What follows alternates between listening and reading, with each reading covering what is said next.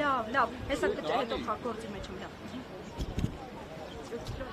168 թեմի հարգելի հետևողներ, մեր զրուցակիցը Արցախցիների իրավունքների պաշտպանության խորհրդի անդամ Սաիդա Պողոսյանն է։ Տիկին Պողոսյան, քննարկումներից հետո ձեզ համար ինչ պարզ դարձավ, արդյոք ժամկետը, որ տրված էր Հայաստանի իշխանություններին, որի մասին հայտարարեցիք, որ արդեն ավարտվել է, դրան կհաջորդեն ինչ-որ գործողություններ, կոնկրետ գործողություններ, կոնկրետ պահանջների համար։ Միանշանակ ոչինչ պատահական չի լինում,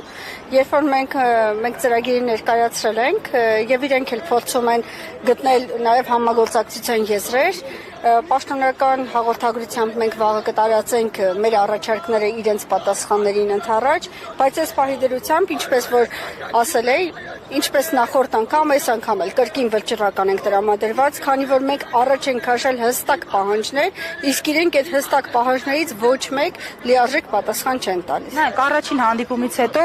Տիգրան Խաչատրյանի հետ ասացիք, որ դժգոհ եք, որ ասել է, որ չի վերանայելու այդ հարցի քննարկումը։ Հիմա երկրորդ հանդիպումից հետո ինչ պարզ դարձավ ձեզ համար։ Պարզ դարձավ, որ պատրաստ են գնալ զիջումների, բայց այն տարբերակները, որ իրենք առաջ են քաշել, դա մեզ համար այս պահին անընդունելի է։ Այսինքն երկարաժամկետ ծրագրերում ինտեգրումը կարճաժամկետների կստեղծվի աշխատանքային խմբեր, ըստ դրա արդեն պարզ կլինի, բայց այս պահին իրենց առաջ քաշած տարբերակները մեզ համար ցանկալի չեն։ Այսինքն մենք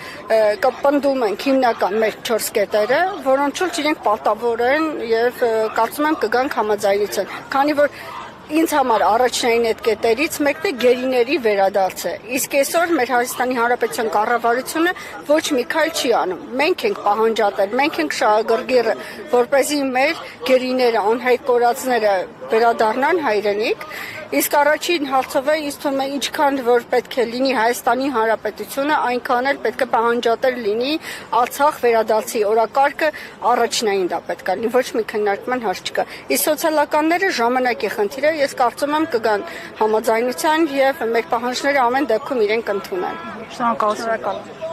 Պարոն Իսրայելյան